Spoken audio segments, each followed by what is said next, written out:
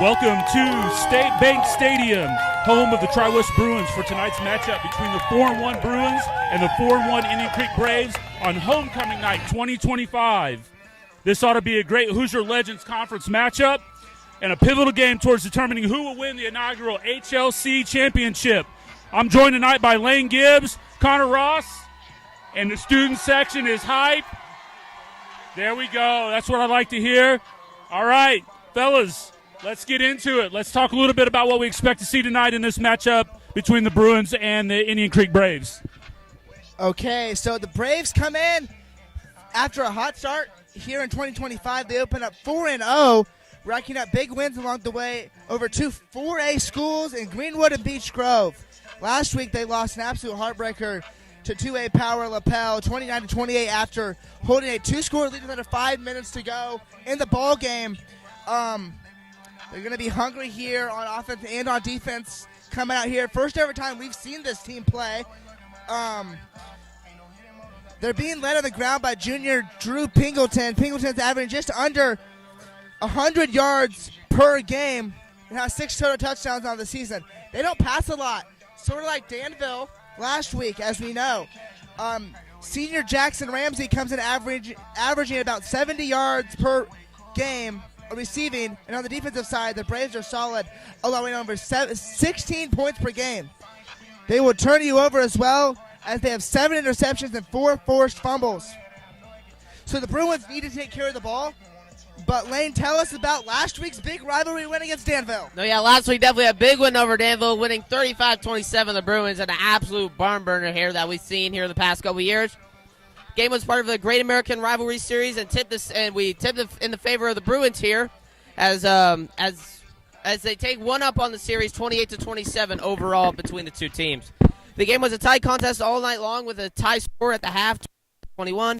Bruins first go 28-21 coming out of the half, but Danville scored a touchdown but missed the extra point, keeping the Bruins on top 28-27. After a great stop on 3rd and 1, the Bruins were forced to, or after a stop on 3rd and 1, the Bruins were forced to punt deep in their own territory.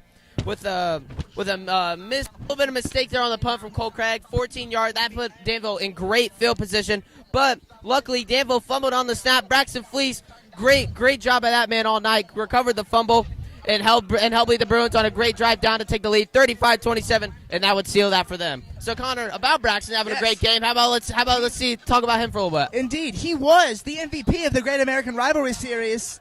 The junior running back and DB had 41 all-purpose yards, including a huge 26-yard reception to keep the touchdown drive going. And, of course, the fumble recovery to secure the Bruins' victory. Congrats to Braxton. All right. That'll take us to the part of the show where we go through our conference predictions for the week. And our guest predictor for the week here, Tri-West High School varsity baseball coach, Coach Nick Spence. Coach Spence, thank you for joining us tonight. I know you're going to talk a little bit about a big event that you guys got coming up here soon, Banana Ball. We are. Thanks for inviting me. Yeah. It's always pretty exciting. So we're, the baseball program, we're going on 4 years doing this, running. We kind of do our own little version of Banana Baseball, Savannah Banana Ball, and we do it for charity. So, a student that is going through some hard time, and this year we're going to do it for Maddie Wood in her battle from cancer. So October 6th, 7th, and 8th, we invite everybody in the community to come out. We do a Fall World Series, and, our guys are really competitive. It kind of gets the competitive juices flowing for the fall, and it's a good time to raise some money. So we hope to see everybody. Awesome. Very good. Yeah, be sure to check that out. I'll be a part of that. We'll be recording that, streaming it for the community as well. So let's go ahead and jump into these predictions. Lane, you're going to start us off. Which is our first game for the evening? No, yeah, our first game for tonight is Beech Grove versus Edgewood. Beech Grove has kind of come to a stall here lately this season, as after a hot 3-0 start, they've lost 2 in a row, so now falling to 3-2. But Edgewood having a stellar season so far, 5-0, only giving up 8 points per game. That's pretty hard to do, including 3 shutouts. So I got my matchup. Edgewood, like we just said, only 8 points left per season. That defense is looking pretty good. I got Edgewood, huge win, 42-7. Yeah, absolutely. Unless I'm missing something here, Beech Grove's kind of struggling a little bit. Edgewood's level of competition probably hasn't been as great, but I see them getting this one 37-14. Yeah, I like Edgewood on this one too. I think it's going to be a little bit closer. I'm taking Edgewood 31-24. Not so fast there, buddy. Not so fast.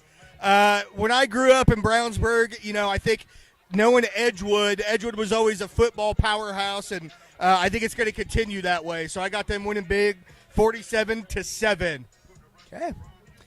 Okay, a Hoosier Legends Conference matchup will showcase two teams hungry for a victory. The Bulldogs have had some great close games and kind of a big win over Beech Grove last week. Meanwhile, the Sparkplugs are trying to fire up and get their first win of the season. Speedway was in it last week until they weren't. I'm taking Monrovia 20-17. Yeah, I see this one pretty lopsided. Monrovia runs the ball. They control the game. I see this one, Monrovia 29, Speedway 14. Yeah, I'm kind of on your guys' boat here. Monrovia's had a pretty solid season so far. Speedway still trying to get their feet underneath them. I got Monrovia winning this one 35-10. It's hard to root for me against the Speedway Sparkplugs. I think it's the best mascot in the game right now. I'm excited to go to their place this spring and play a little baseball. But with that being said, I think Monrovia pulls it out 35-10 pretty easily tonight. So our next game of the night, we have Triton Central versus Lebanon, the Battle of the Tigers here. The Triton Central Tigers are looking to stay hot after a surprise start to the Lebanon Tigers looking to stay hot after a first year head coach Josh Yoder at Lebanon has a record up to 4-1. This one obviously could be a contrast of styles as we've seen. I mean, we saw Triton Central came in here, ran the ball down the throat. But I actually got some faith in the Lebanon Tigers here, the school just to the north of us. I got Lebanon taking this one 28-24. All right, yeah, I know. This one has been back and forth between me and Coach Walden all week. I don't know. I think Triton Central can control the ground game a little bit, limit the high-power offense of the Lebanon Tigers. I got Triton Central 17, Lebanon 14. Triton Central came here, beat us on a field goal. That's a good program there. I'm taking Triton Central 28-14. Watching Triton here, I didn't expect how good the running game was, but it was pretty good. Here's my thing. I'm a big Coach Yoder fan at Lebanon. I think Lebanon's size is going to kind of outpower Triton a little bit. I've got them winning. I've got Lebanon winning, but pretty close, 21-17. Go Tigers. It's homecoming. How much will that impact the emotion and excitement of this evening? The Bruins continue to just beat teams down in the field. It's been really strong to watch and exciting to watch this year. Indian Creek, though, is going to be hungry to get back in the win column and spoiling homecoming for the Bruins. Couple keys. The Bruins need to establish the ground game early here. I think force some turnovers on defense would be key as well, honestly. And then just win the third quarter. But you know what? The students are here. The fans are here. Operation Football is here. I can't go against the Bruins. I'm taking Tri-West 24-21.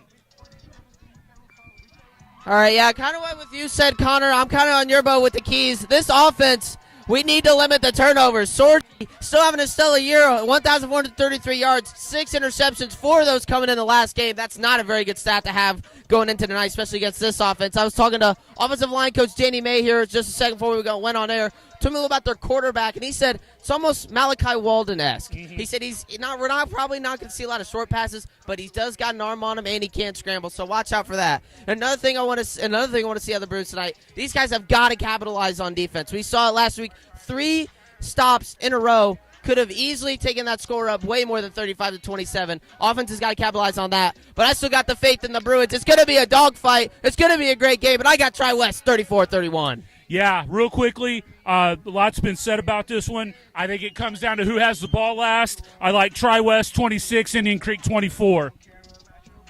Well, as it being my 5th year, I know how important Tri-West football is here. So looking at the two teams right now, I like our chances. I am going to go ahead and change my final score. I'm doing that on the spot. I am going to go the Bruins 21 and the Indian Creek Braves 17. So the Bruins are doing it. Let's see it for, oh my goodness, look at this. Look at this guy. There's the pick. The pick is in. Go Bruins. Well, that'll do us from us tonight here, from down here on the field at least. This is going to be a great one tonight. We'll see you back up in the booth around 6:50 to set for kickoff. Excuse me. You got Mr. Spears, Connor up into the booth tonight. It's going to be a great game. See you then.